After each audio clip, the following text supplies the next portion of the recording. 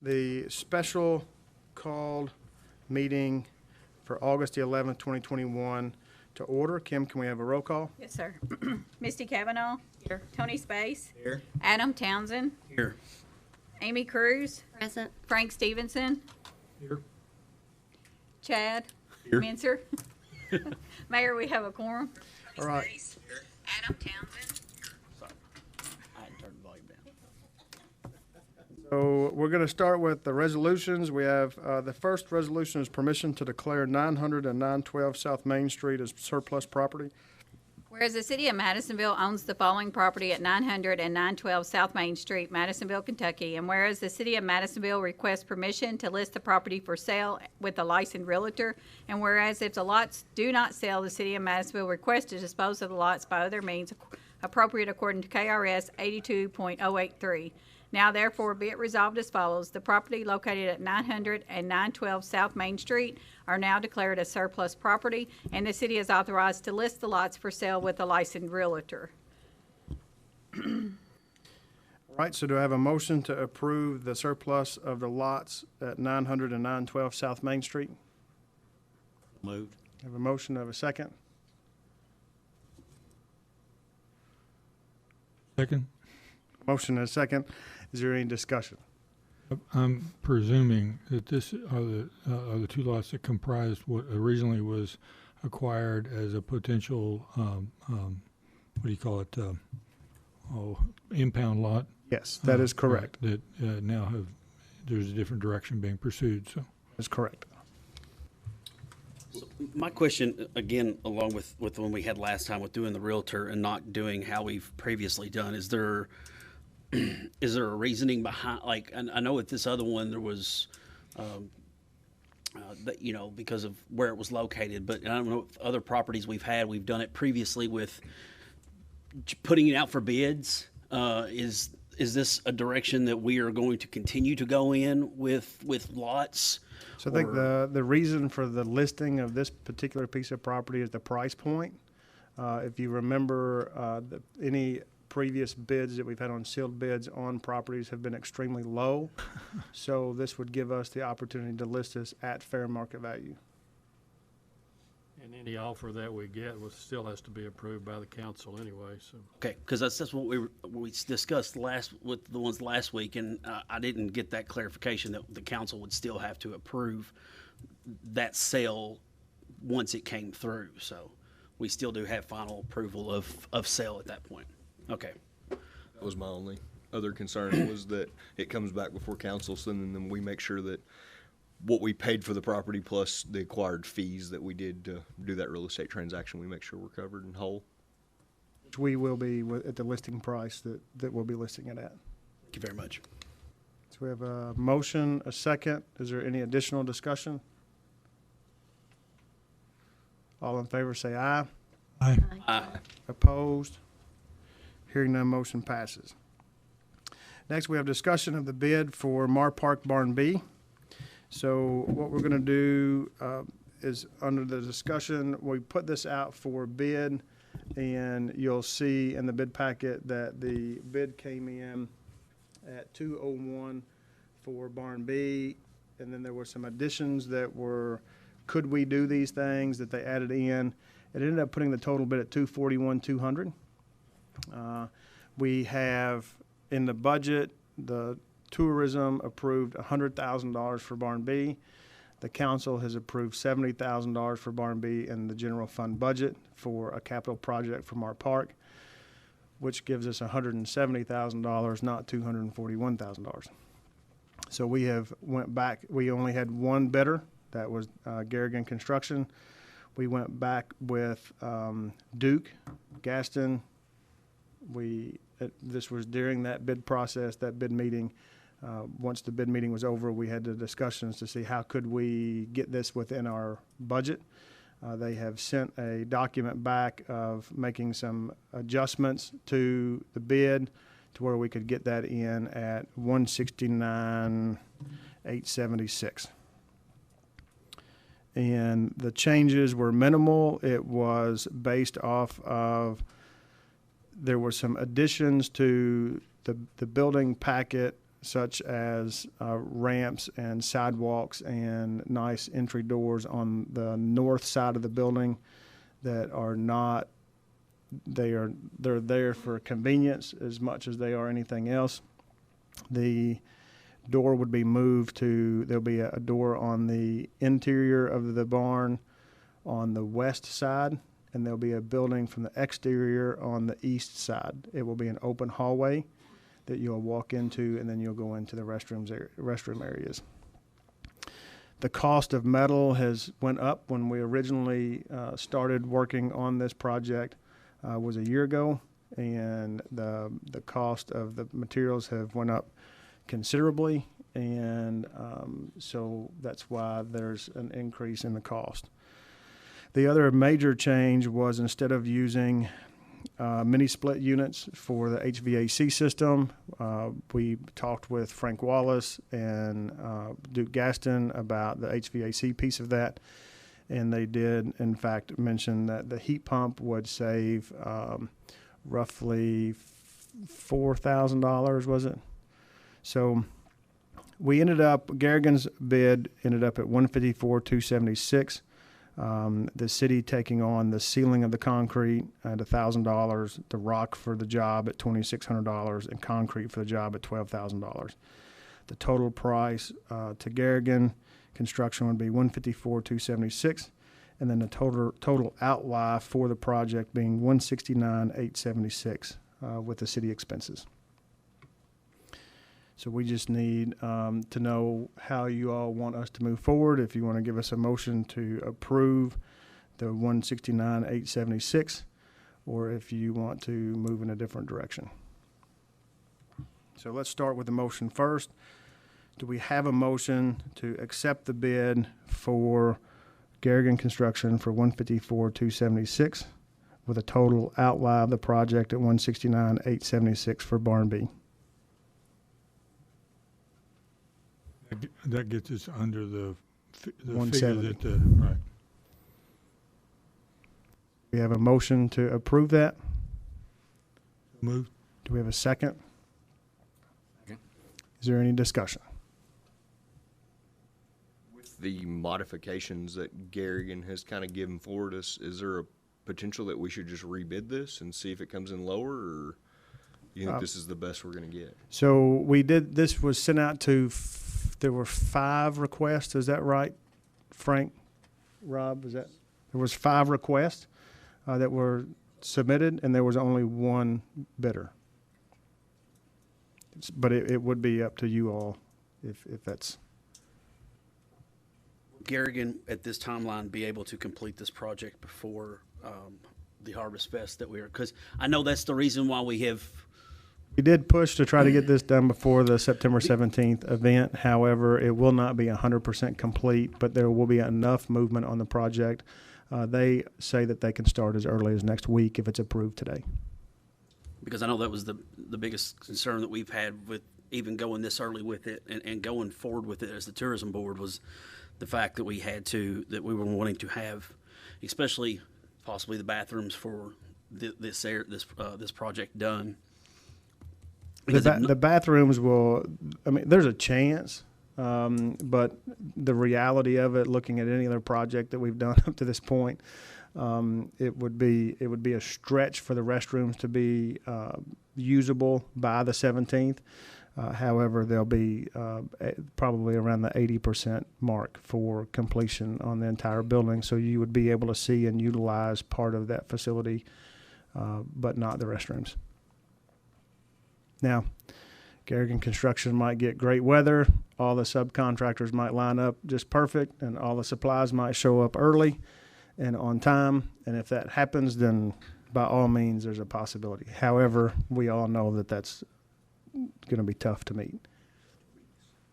Yeah, 2 weeks. It's like the playground, 2 weeks. We've been told 2 weeks for 6 months. So we have a motion. We have a second. Is there any additional questions? I have a question for Joe. Do we need to reject the bid that he did at the? Okay. Which one? Yeah, I have to reject that bid and then accept his new. Okay. Okay, so we are going to rescind those at this point, and we're going to start with a new motion. We need a motion to reject the bid for $241,200 for Barn B. To have a motion to reject the bid for $241,200. Move. To have a second? Second. Any discussion? All in favor say aye. Aye. Opposed? Hearing none, that bid will be rejected. Now, do we have, back to the motion for the 169,876? Do we have a motion to approve that one? That's Frank. Tony, no changes. Any additional discussion on that motion? All in favor say aye. Aye. Opposed? Hearing none, motion passes. So we will give them a notice to proceed as early as today. All right, next we have item for discussion. The first one we have is the discussion of a tax increment financing, which is known as a TIF. We've had a company to reach out to economic development that have worked in numerous other communities. They have a development project that they're working on that will bring in a $14 million project with up to 60 full-time employees is what has been kind of relayed to us at this point. I cannot give you the additional details on that other than the fact that they are asking for this TIF. The other communities that they have worked in have given them the TIF. The TIF is, and I'm going to kind of let Joe explain it as a little bit better than I can. What I understand of the TIF from our meeting is this is related to property taxes. As the mayor mentioned, several other communities have done this, and we have considered it a couple of times informally relating to Midtown Common development that never came to fruition. But basically what a TIF is that as an inducement to the developer to come to the community and to spend a considerable amount of money on infrastructure and capital improvements, they are requesting that the city basically abate the increase in ad valorem property taxes resulting from the improvements for a period 15 years. It can go to a maximum of 20 years. And the trade-off for us is the project comes to Madisonville, and it's limited to this particular area that you would identify. And the benefit to us is we would get the occupational license fee, 60 full-time employees during this period of time. It is a complicated process. I don't pretend to know it. I have gotten a copy of one they used in Hopkinsville. This is it. I got it yesterday. I've also gotten one from Richmond and requested another one from Somerset. But it's, we're not asking you to vote on anything tonight. We just wanted to put it out there to let you know that this is something that is under consideration. It's also a possibility that they would approach the county to do a portion of it as well. No commitments have been made to anybody. Before we get too far down the road, we will be requesting more specific cost estimates associated with the construction of the project, employment levels, and things like that. But it's basically a tax abatement. And we're talking about ad valorem property taxes on the increase in value resulting from the improvements that they make. Do we know if they will be purchasing electricity and water from the city, or if those will be purchased from other entities? It would be a city project. So it's within city limits still. Okay, perfect. I believe also that Owensboro it got involved with a TIF.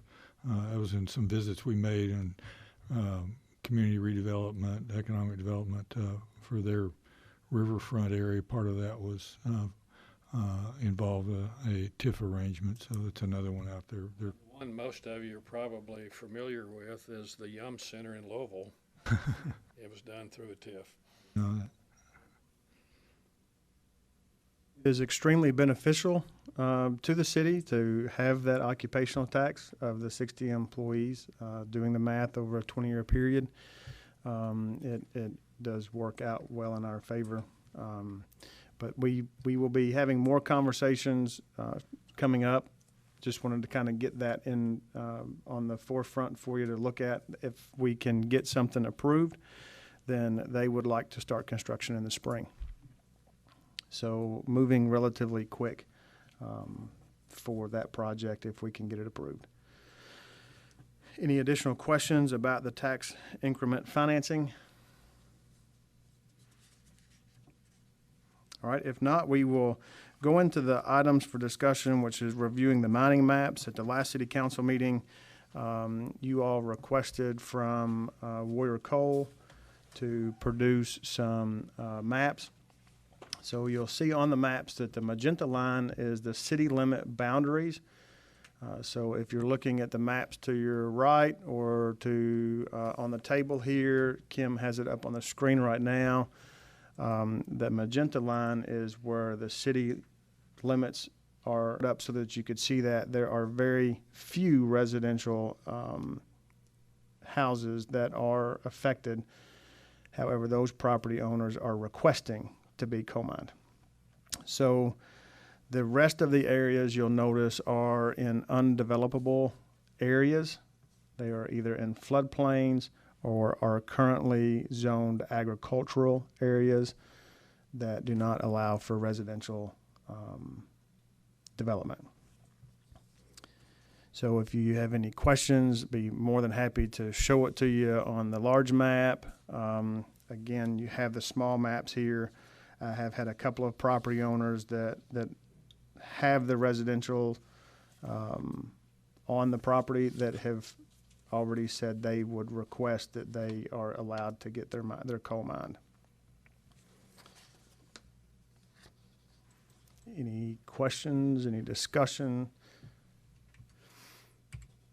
So, Joe, would we be able to, say, okay, like this one section here, yes, this one section here, yes, this section, no? I mean, pick individual. Certainly, this is their proposal, which doesn't mean that that's acceptable to the council. What I envision doing is I have prepared a preliminary draft of an ordinance that would permit mining within certain sections of the city limits now that we've got at least some idea of what Warrior has in mind. I will fine-tune that ordinance, put a couple of more restrictions in it, such as requiring consent of a surface owner, leaving a solid block of coal in place under any existing surface structures and things like that. And then we can take a look at it and vote it up or down. But yes, you can identify what sections of the city, if any, that it would be acceptable to permit mining to take place. I know that some of these show that it comes what looks like right up to property lines, or maybe right up to where a house would be. And if we were to say, okay, listen, maybe not right up to the property line, but a distance from where that property line is, so that way, I mean, if it comes right up to your backyard and your backyard's 40 feet, there's not a lot of different distance. If a mine accidentally goes a little too far in their mining, then they are underneath that property house. And do we know what the margin of error is? Like, do they have any idea how many feet, how accurate they are when they're 700 feet down? I think they're very accurate on that. And They use GPS at this point. Yeah, they're required to provide accurate mine maps to the Department of Mines and Minerals, and the draft of the ordinance that I've already got requires them to not only keep accurate records, but to provide it to us. We can write the ordinance to prevent mining to take place within 100 feet, 250 feet of any existing dwelling. I think the mining engineers will tell you that there's something called an angle of repose, which doesn't mean that the subsidence occurs straight down. It actually goes out in like a pyramid shape, or maybe a reverse pyramid for that. So we can, we can address that to say that within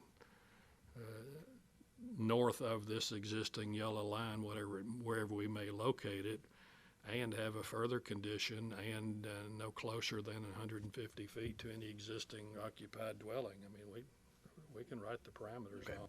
Thank you. The problem is when you just prohibit it, and I think as long as we're doing something that has a reasonable relationship to protecting the public interest, we'll be fine. And Warrior Cole did say at the last meeting that they were okay with the surface owner's permission to mine. We asked that question last time because that's consistent with Hanson's existing ordinance, and I have Hanson's ordinance in hand today, and we can certainly incorporate that in as an additional protection.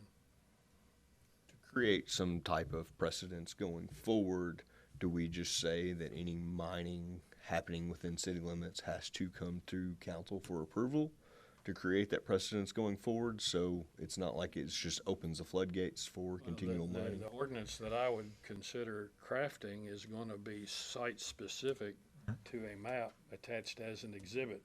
So that's the only opening, if any, that will be permitted. And the reason the council would even consider it is what the mayor's talking about. The affected property owners who own surface rights have requested that their property be mined, so they're certainly not going to be heard to complain. And the other property is not suitable for residential development anyway. So I think those are unique circumstances that would give us an opportunity to give serious consideration to the proposal. Whether we ultimately come up with something that a majority of you all can agree on, that's my problem. But I think we can accomplish that. Did I recall also in the discussions that they were amenable to a percentage of coal left in place as far as pillars and They already leave, is it 50%? That's what I recall, At those 50%. depths, they almost have to leave 50% just because of the pressure. It's just a standard practice. Okay.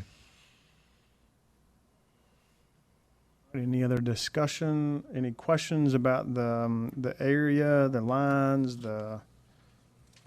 I'll do my best to answer what I can, and what I can't answer, then I'll be more than happy to get with Micah, or Joe can get with Micah, and we can get additional information for you. And I hope to have something to you for at least discussion purposes within a week, 10 days at the latest.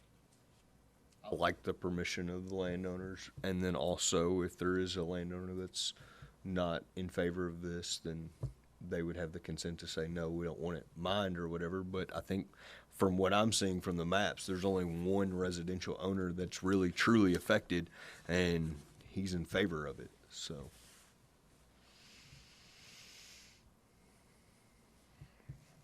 The other residential properties that would be affected are in the county. they have unlimited permission to do that now. That is correct.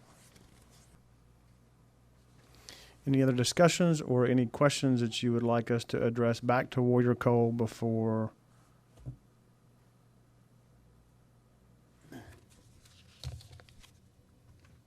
This has been very definitive, so.